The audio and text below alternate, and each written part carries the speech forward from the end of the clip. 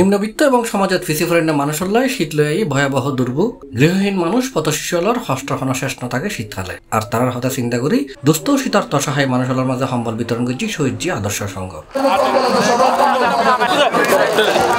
সড়কের পাশে বাস ও train station বাজারঘাটের রাতের বেলা অনেক অসহায় মানুষ পরিত্যক্ত দেখা যায়। এসব মানুষের কথা চিন্তা করি জানুয়ারি 27 তারিখ সোমবার নগরীর 5 নম্বর ওয়ার্ড সালে আহমদ চৌধুরী বাড়ির মাঠত নেজি দুস্থ ও শীতার্থ অসহায় মানুষের মাঝে সম্বল বিতরণ করা হয়। শহীদজি আদর্শ সংঘ সভাপতি রুবেলের সভাপতিত্বে এটা প্রধান অতিথি হিসেবে উপস্থিত আছেন চট্টগ্রাম মহানগর বিএনপি সাবেক সাধারণ সম্পাদক আবুল হাশেম বক্কর।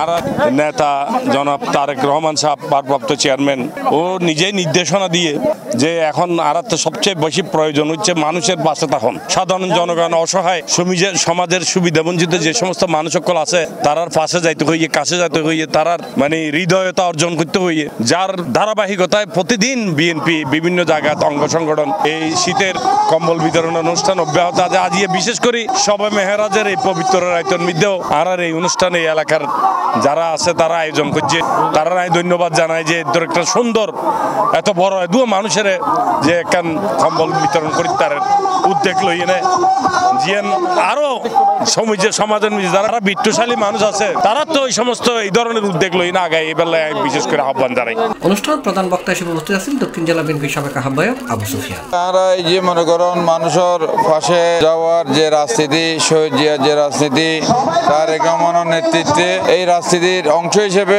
আমরা যখন মানুষের হাতে যায় এই যে শীতকালে যে সাধারণ মানুষজন যাতে শীতে কষ্ট না পায় এত শীতবস্ত্র বিতরণ করি শুধু শীতবস্ত্র নয় আমরা চাই যে মানুষের মনে যে নতুন একটা বাংলাদেশের যে আকাঙ্ক্ষা এই যে মানুষের যে আকাঙ্ক্ষা যে বৈষম্যমুক্ত বাংলাদেশ একটা মানবিক বাংলাদেশ এই মানবিক বাংলাদেশের দাওয়াত লইয়ের মানবিক বাংলাদেশের নতুন বাংলাদেশের আহ্বান লইয়ের মানুষের হাতে যায় এবং আগামীর যে গণতান্ত্রিক বাংলাদেশ মানুষের বৈষম্যমুক্ত বাংলাদেশ গঠন করবে আর মানুষের হাতে আর আবেদন পৌঁছেন।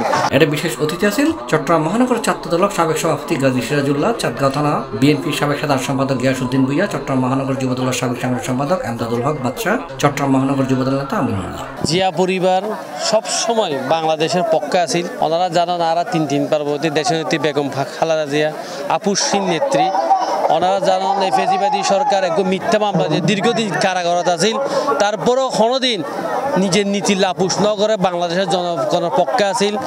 এত নির্যাতনের পরও বাংলাদেশ ছাড়ি কোনোদিন ন যা জনগণের ভালোবাসার কারণে। তো এক্স্যাক্টলি আর বাংলাদেশ জাতীয় দল বিএনপি যারা অঙ্গ সংগঠন আছে আর যারা যুবদল করি ছাত্রদল সেসব আর সবসময় চাই দি জনগণের লইনে হাজ করি পেলে জনগণের কল্যাণে হাজ করি পেলে। শহীদ প্রেসিডেন্ট জিয়া রহমানের জন্মবার্ষিকী উপলক্ষে শহীদ জিয়া আদর্শ সংঘ এই সম্বল বিতরণ অনুষ্ঠান আর শুধু এটা নয় সারা চট্টগ্রাম প্রতিটি ওয়ার্ডত আর সম্বল বিতরণ করছি। চট্টগ্রামের সিংহপুরুষ আবুল হাশেম বক্কভাইয়ের পক্ষ থেকে সারা চট্টগ্রাম শহরে সম্বল বিতরণ চলে। আর আজ এই মোরা ওয়ার্ডত মিজি অসহায় গরিব 500 মানুষের আজ সম্বল বিতরণ করছি এই সানগা মোরা ওয়ার্ডত। আর আগামী দিনে তো চট্টগ্রাম শহরত যেন্ডে মানুষ কষ্টত ফরিব আর এন্ডে মানুষের পাশে তিয়েম বিএনপির হচ্ছে সবসময় জনগণের দল জনগণের যে সময় দুর্দশা তাইব এন্ডে বিএনপি যাই নিয়ে তারা সাহায্য সহযোগিতা করিব।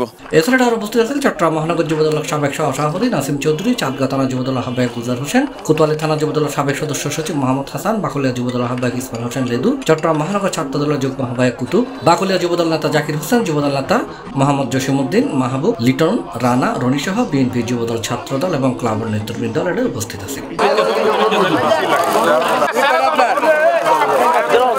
C plus TV, Chittagong.